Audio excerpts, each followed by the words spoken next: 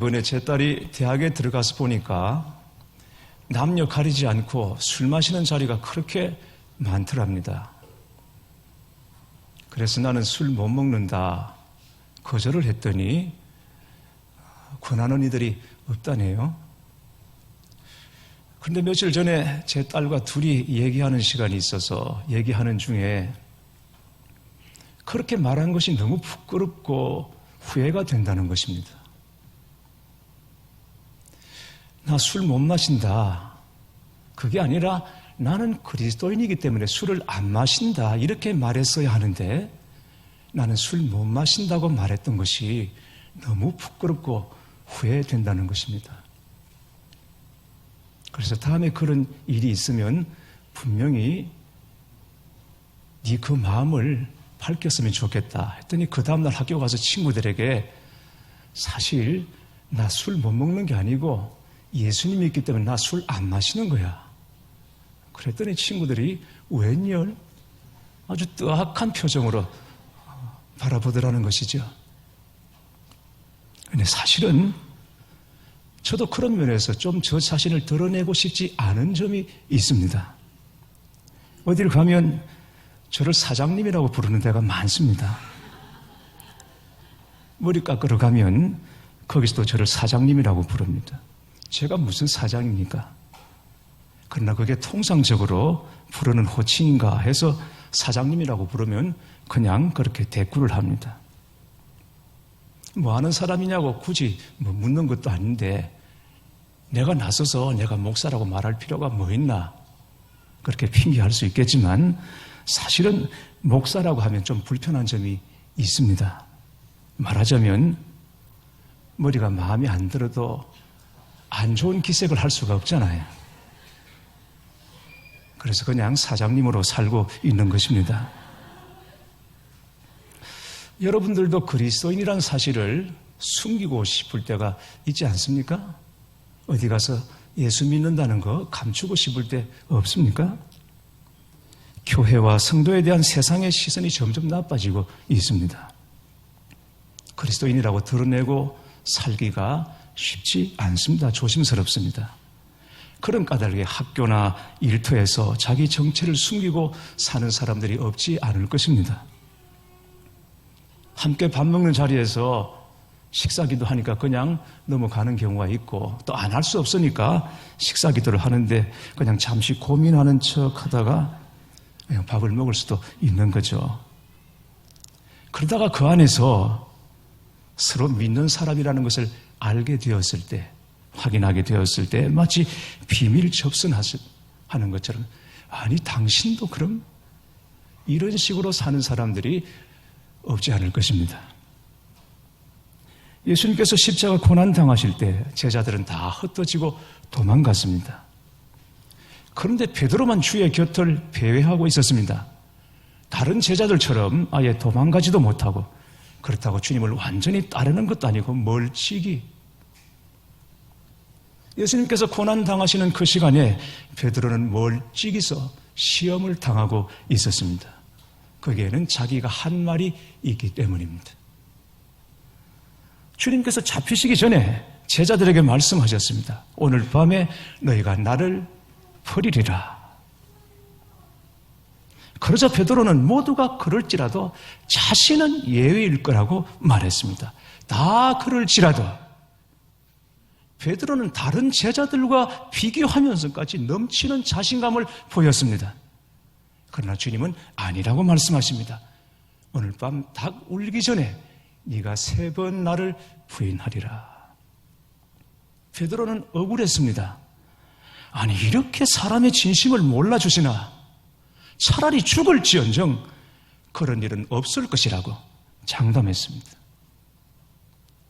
사람들이 손에 장을 치신다고 말하죠. 장을 치신다고 말하는 것은 그 정도로 자기 안에 확신이 있고 자신이 있을 때 하는 말입니다. 내 손에 장을 치신다라고 말할 때. 네, 여러분 사실은 내 손에 장을 치신다라고 말하는 진짜 이유가 뭔지 아십니까? 진짜 장을 지져보라고 말할 사람이 없는 것을 알기 때문입니다. 목에 칼이 들어와도 뭘 어떻게 하겠다는 사람이 있죠. 마찬가지입니다. 목에 칼이 들어와도 이런 얘기를 왜 질러댑니까? 실제로 목에 칼을 들이댈 사람이 없다는 것을 알기에 하는 말인 것입니다. 죽어도 나는 안 한다. 죽어도 한다. 라고 말하는 이유는 그것 때문에 죽기까지 할 일은 일어나지 않을 줄 알고 그렇게 말하는 것입니다. 그러나 베드로는 그런 계산으로 한 말이 아니었습니다. 다른 사람은 다 주를 버려도 나는 버리지 않겠습니다. 차라리 죽을지언정 주님을 버리지 않겠습니다. 이건 거짓이 아니었습니다. 베드로의 진심이었습니다. 그는 자신이 있었습니다. 감정이 충만했고 의지도 확고했습니다. 적어도 그 순간은 진심이었습니다. 그러나 잠시 후 베드로는 자신도 예상하지 못했던 상황에 직면했습니다. 결코 주님을 부인하지 않겠다던 충성의 맹세가 저주의 맹세로 뒤바뀌고 말았습니다. 드디어 예수님을 향한 불의한 재판이 시작됩니다. 예수님은 가야바의 뜰 안에서 신문을 받으시고 날씨는 춥고 대제사장 하인의 귀를 잘라버렸던 그런 사건도 있고 이런 복잡한 일들로 인해 베드로의 마음이 몹시 어두웠습니다. 그런 중에 베드로를 향한 추궁이 들어옵니다. 먼저 한 여종이 이 사람이 예수와 함께한 자라고 고발합니다. 그러자 베드로는 아니라고 부인합니다. 그렇게 2번, 3번 예수님을 부인하고 저주까지 했습니다. 자신이 예수님의 제자라는 사실이 확실히 드러나는 만큼 부인은 하는 강도가 점점 세집니다. 이 사람아, 나는 네가 하는 말을 알지 못하노라. 다른 사람은 다 주를 버려도 나만은 주를 버리지 않겠다고 호언장담했습니다. 그건 정말 거짓이 아니었습니다. 자기의 진심이었습니다. 그러나 실제 상황에서는 거짓말이 나왔습니다. 첫 번째, 2번째, 3번째는 어이없게도 언성까지 높이면 발뺌했습니다. 이 사람아, 도대체 무슨 소리를 하는지 나는 모르겠네. 베드로는 자신이 절대 이 지경에 빠지리라고는 생각조차 못했습니다. 그는 자신이 다른 제자들과 같지 않음을 자부하고 있었습니다. 세리와 바리새인의 기도에서 바리새인이 저 세리와 같지 않음을 감사하나이다라고 했던 것처럼 베드로는 다른 제자들과 자신이 같지 않음에 대하여 자부하고 있었던 것입니다. 그런데 그게 아니었습니다. 오히려 다른 제자들이 하지 않는 배신과 저주까지 했습니다. 이럴 수가. 베드로는 울었습니다. 그냥 눈물을 흘린 것이 아니라 심하게 통곡했습니다. 자신을 과신했던 사람의 철저한 실패를 상징하는 것입니다. 우리에게는 이렇게 연약한 부분이 있습니다. 우리가 겸손해야 할 이유입니다. 남들보다 배움이 적어서 남들보다 가진 것이 없어서 못나서 겸손한 것이 아닙니다. 사람이 자기 뜻이나 자기 힘으로 할 수 있는 것이 아무것도 없기 때문입니다. 그래서 우리는 주님 앞에 겸손할 수밖에 없는 것입니다. 우리가 말할 수 없는 죄인임에도 불구하고 주님께서는 여전히 저와 여러분을 의인이라고 말씀해 주십니다. 우리가 어째서 의인입니까? 하나님의 은혜가 없으면 의인도 없음을 알아야 하는 것입니다. 사실 베드로는 스스로 믿고 있었던 것처럼 이런 사람이 아니었습니다. 예수님이 부르실 때 모든 것을 다 내려놓고 망설임 없이 주님을 따랐던 제자였습니다. 가장 먼저 주님을 따랐습니다. 예수님과 함께 물 위를 걸었던 제자였습니다. 그리고 이 일이 있기 바로 전 너희는 나를 누구냐고 말했을 때 물으셨을 때 주는 그리스도시요 살아계신 하나님의 아들이라고 고백했던 유일한 제자가 베드로였습니다. 그런데 그런 베드로가 실패하여 넘어졌습니다. 사람들이 무서웠고 그 상황이 너무 두려웠기 때문인 것입니다. 한 여종이 이 사람도 예수와 함께 있던 자라고 말했을 때 강하게 부인했습니다. 그러나 실제로 그럴 이유가 없습니다. 여종은 위협적인 존재가 아닙니다. 그럼에도 불구하고 베드로는 자신이 예수님의 제자됨을 너무 급하게, 너무 쉽게 부인해 버렸습니다. 아마 그 가야바의 관정에 있던 사람들이 베드로의 이 갈릴리 억양, 이 사투리를 듣고는 예수와 같은 도당이라고 말했을 것입니다. 그러나 갈릴리 사람이 한두 사람입니까? 그것 가지고 어떻게 나를 주의 제자라고 말하나, 예수와 같은 당이라고 말하나? 그렇게 할 수 있겠지만 설령 주의 제자라고 밝혀진다 하더라도 이렇게까지 강하게 부인하고 맹세하고 저주할 이유는 없는 것입니다. 왜냐하면 요한복음 18장에 보면 오늘 본문과 비슷한 내용이 나옵니다. 병행 구절이 나옵니다. 예수님께서 고난 당하실 때 그때 사랑하는 주의 제자 하나가 가야바의 관정, 그 제사장의 관정을 제 집처럼 아무런 제지도 받지 않고 그냥 들어갑니다. 그 사람이 도대체 누구냐? 여기에 대해서 여러 가지 해석이 있습니다. 그 삼음하던 때에 그 제사장의 관정, 예수님께서 재판받으시고 죽으실 그 제사장의 관정에 아무런 제지도 받지 않고 들어갈 수 있는 사람이라면 제자를 빙자하여 그들과 내통하고 있던 사람이 아니었을까라고 보는 견해도 있습니다. 그러나 그것보다는 주의 사랑하는 제자라고 말했습니다. 요한은 자신을 소개할 때 주의 사랑하는 제자라고 말했습니다.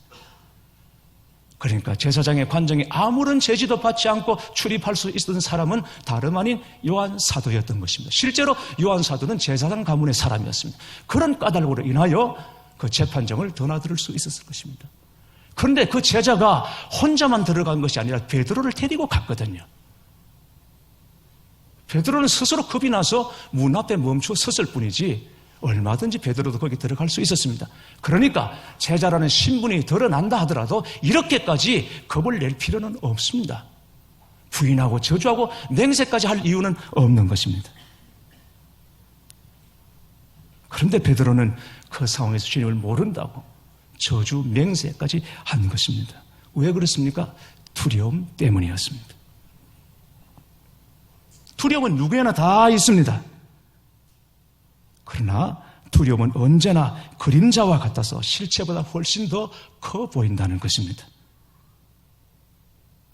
우리가 어떤 일을 당했을 때, 어떤 문제 앞에서 두려워하는 그 감정의 먹이를 먹고 두려움은 자꾸 자기 몸을 키워서 부풀려서 우리를 넘어뜨리려 하는 것입니다. 이 두려움에 베드로가 무너지고 말았습니다.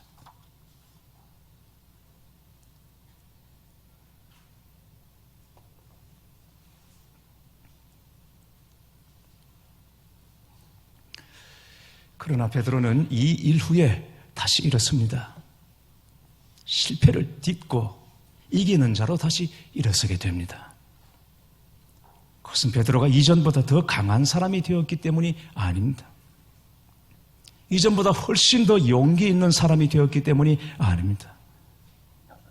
베드로가 실패의 자리를 딛고 일어서 대사도로 다시 쓰임받을 수 있었던 것은 오직 주님이었습니다. 주님을 바라보았기 때문입니다. 60절에서 62절 말씀을 보시겠습니다. 베드로가 이르되 이 사람아 나는 네가 하는 말을 알지 못하노라 하고 아직 말하고 있을 때에 닭이 곧 울더라. 주께서 돌이켜 베드로를 보시니 베드로가 주의 말씀 곧 오늘 닭이 울기 전에 내가 3번 나를 부인하리라 하심이 생각나서 밖에 나가서 심히 통곡하니라. 여기 중요한 말씀이 보시니라는 말씀이십니다. 주님이 베드로를 보셨습니다. 자, 여러분, 예수님께서 신문 받으시는 이 상황을 한번 생각해 보십시오. 그려 보십시오. 전 현직 제사장들, 안나스와 가야바가 거기 있고 예수님을 고발하는 여러 지도자들이 에워싸고 있습니다. 예수님을 거기 꿀린 채 부당한 신문들을 하죠. 침뱉고 채찍질하고 주님은 그걸 다 당하시고 계십니다. 주님이 당하시는 그 고난의 모습을 베드로가 뒤에서 바라보면서 나는 모른다 라고 부인하고 있습니다. 맹세하여 저주까지 했습니다. 예수님께서 신문 받으시면서 베드로의 저주의 말, 맹세의 말, 부인의 말을 다 듣고 계셨습니다. 누구보다도 주님과 가까이 했고 함께 했던 시간이 많았던 제자 베드로였습니다. 그런데 그 고난의 시간에 주님을 자기는 도저히 알지 못한다고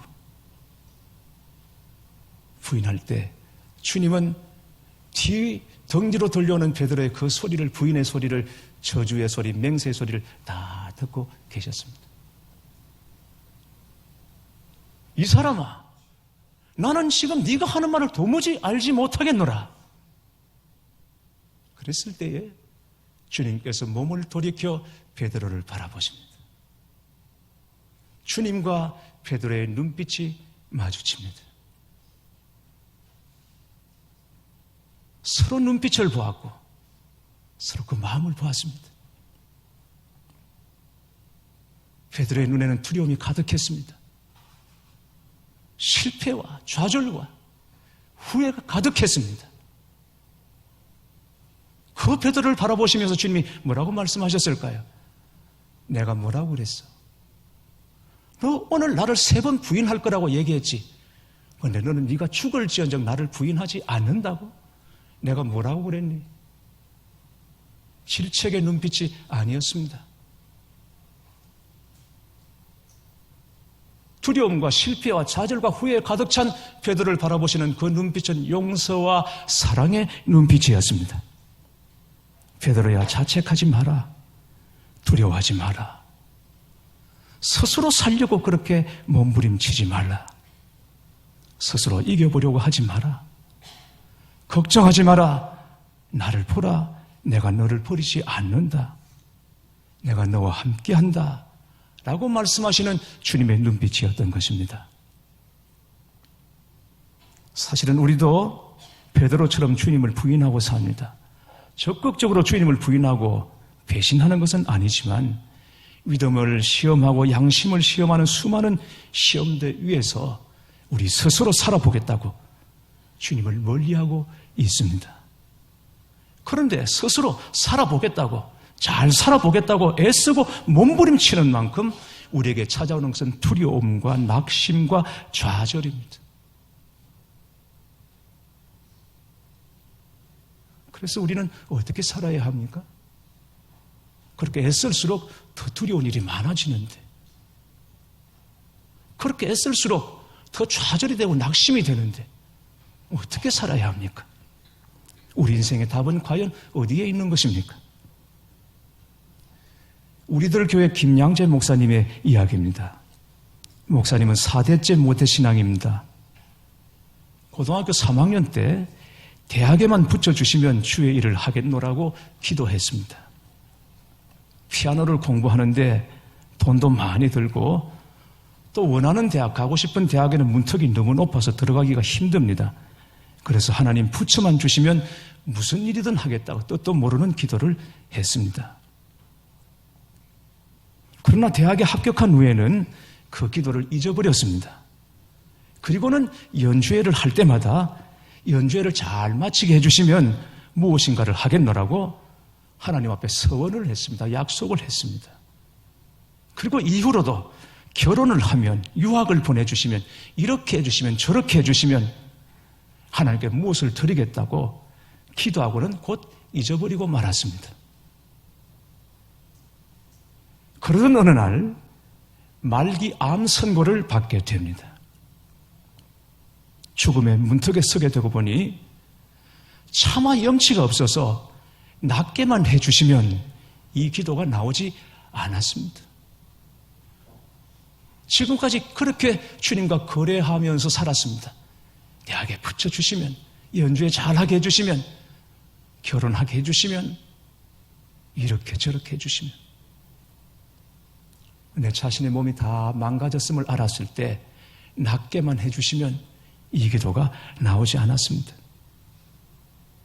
하나님께 너무 죄송해서 낫게 해달라는 기도를 못하고 눈물만 흘리는데 기적적으로 나았습니다. 하나님께서 고쳐주신 것입니다. 그때 처음으로 나 같은 죄인 살리신 주님의 은혜가 너무 사무치게 느껴졌다고 합니다. 나 같은 죄인, 나와 같은 죄인을 살려주신 주님의 은혜, 너무너무 사무쳐 왔습니다. 기뻤습니다. 병이 나와서 기쁜 것이 아니라 부족하고 연약한 자신을 인도하고 살려주신 그 은혜 때문에 기뻤던 것입니다. 사랑하는 교회 여러분, 인생을 여행으로 삽니까? 노력으로만 삽니까? 그 모든 것 이전에 주님이 먼저인 것입니다. 인생은 오직 하나님의 은혜로 지어져 가는 것입니다.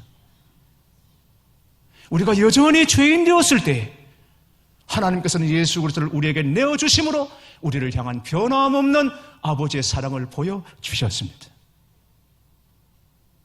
우리는 지금도 여전히 약하지만은 주님은 강하시기 때문에 우리가 환난을 만나도 주 안에서 이겨낼 수 있는 것입니다.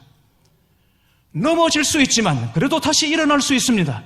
세상에서 환난을 당해도 우리가 담대할 수 있는 비결은, 이유는 세상을 이기신 주님이 지금도 우리와 함께 하시기 때문인 것입니다.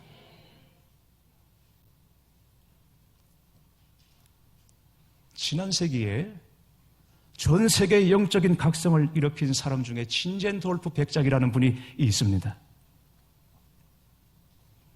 그는 어느 날 한 화랑에서 십자가에서 피 흘리며 죽으신 예수님의 그림 앞에 섰습니다. 그림의 제목이 에케 호모, 우리말로 이 사람을 보라 였습니다. 이 사람을 보라. 그리고 그 그림 밑에 난 너를 위해 이 모든 것을 주었건만 넌 날 위해 무엇하느냐라는 글이 적혀 있었습니다.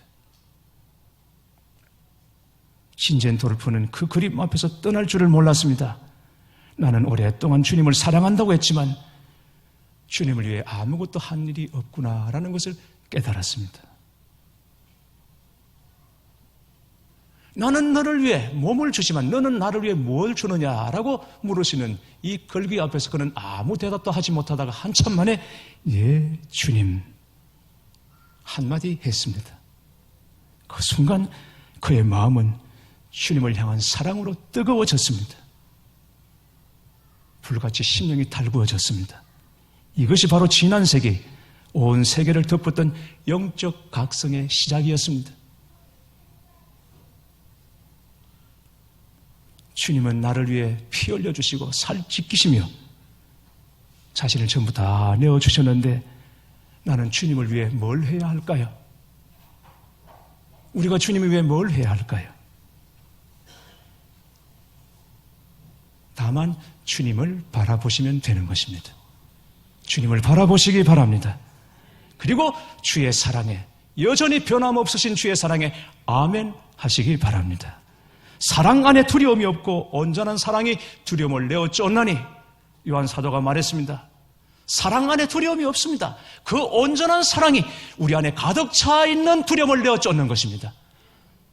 주님을 바라보시고 그 사랑으로 다시 채워지고 충만하시고 흘러 넘치심으로 말미암아 날마다 이 십자가의 길을 감당하시고 승리하시는 우리 모두가 될 수 있기를 주님의 이름으로 축원합니다.